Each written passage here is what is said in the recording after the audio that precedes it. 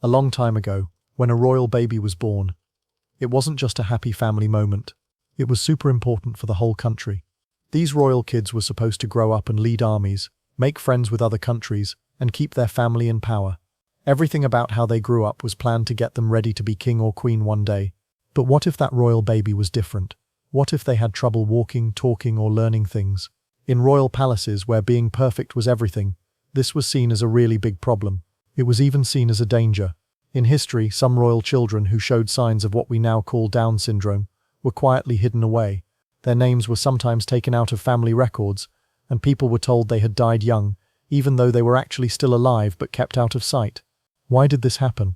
Because kings and queens wanted everyone to think their family was perfect. If anyone saw a weakness, it could make enemies think the royal family wasn't strong. So these royal kids, even though they were born into rich families, often had to live alone and in secret.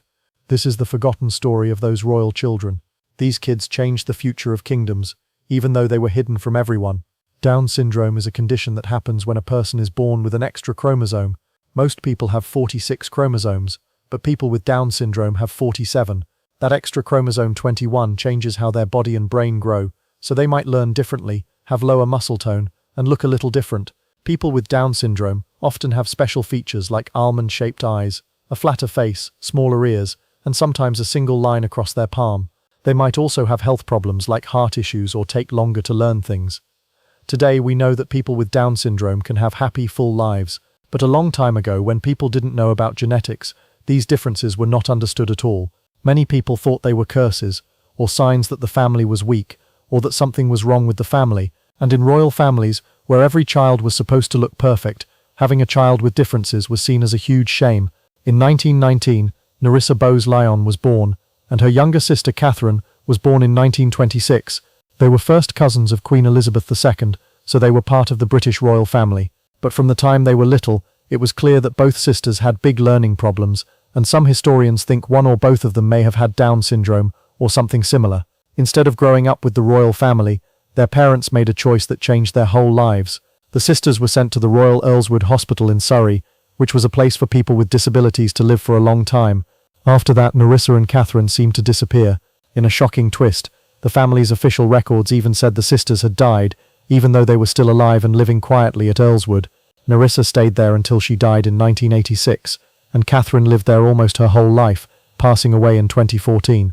The sisters hardly ever got visits from their family, and for many years nobody outside knew who they were, or that they were part of the royal family. People only found out about them in the 1980s, when reporters discovered the truth, and it shocked and upset people all over Britain. This story shows that even in the 1900s, royal families often chose to keep secrets instead of helping family members with disabilities.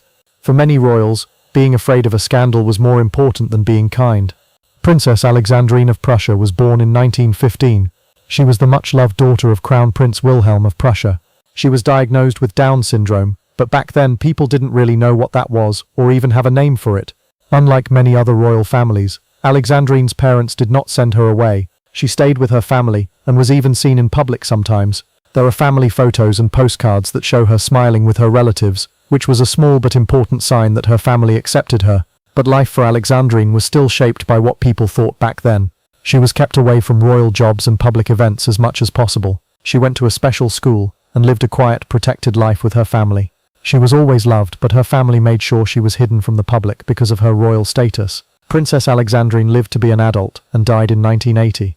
Even though her life was better than some others, her story shows what most royal families believed at the time. A child with disabilities could be loved at home, but they were never supposed to be seen as part of the royal family in public. Anne de Gaulle was born in 1928 to Charles de Gaulle, who would later become President of France, and his wife Yvonne. Even though she wasn't a royal, Anne was part of one of the most important families in Europe. She was born with Down syndrome, a condition that people almost never talked about back then. Unlike many other kids with the same diagnosis, Anne was raised at home with lots of love instead of being sent away. Her parents loved her very much, and people said that Charles de Gaulle had a very close and gentle bond with his youngest daughter.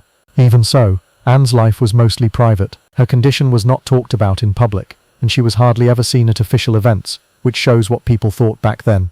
Sadly, Anne died when she was only 20 years old from pneumonia, and her family was heartbroken. In her memory, Yvonne de Gaulle started the Anne de Gaulle Foundation, a hospital to help children with disabilities. Anne's story is special because it shows real love and acceptance at a time when that was very rare, but it also shows how hard it was for famous families back then. In the Middle Ages and early modern times, life was even harder for children born with differences you could see or with learning problems. History tells us that many of these children were quietly sent away, left behind, hidden on faraway family lands, or put in monasteries and convents where they would live their whole lives far from everyone else. For royal families, the risk was even bigger. Kings and queens wanted everyone to think they were chosen by God and had perfect families. If a child was seen as not perfect, people might think the royal family wasn't strong enough to rule. Some historians even think that babies with very serious disabilities were sometimes killed soon after birth, but there isn't much proof. If these things happened, they were kept very secret. This culture of hiding and feeling ashamed wasn't just in one royal family. All over Europe and even farther, royal families cared as much about their image and stories as they did about their armies. Admitting that a royal child had a disability was something they just wouldn't do. This need to look perfect was very hurtful. So many children were not given love, family, or acceptance, and their names were erased from history just because they didn't fit what people thought a royal child should be. Today, the world is much more accepting and supportive. People with Down syndrome can go to school, get good healthcare, and have friends and groups that help them live long, happy lives.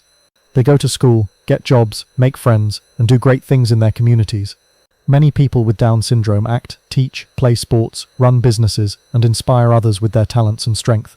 Most importantly, they are seen, loved, and valued for who they are. But it's important to remember that this change is very new when you look at all of history. Not long ago, things were very different and very sad. The lives of Nerissa and Catherine Bowes-Lyon, Princess Alexandrine of Prussia, and Anne de Gaulle remind us that not so long ago, children born with Down syndrome, even those in rich and powerful families, were often hidden away, locked up, and not given the chance to live a full life. These children were often not given the love, chances, or respect that their brothers and sisters got. To many royal families, just having these children was seen as embarrassing, a stain on the family name, or even a sign that God was unhappy with them. Their names and faces were often taken out of family records. Their lives were quietly erased from public memory because people were afraid of being judged or causing a scandal. For many years, so many children lived very lonely lives. Some were put in sad, crowded places where their families hardly ever visited. Others were sent far away to live on big estates or in monasteries, far from the eyes of the court and the public. Their lives happened in the shadows, and history never planned to remember them. But just because their stories were hidden, doesn't mean they aren't important.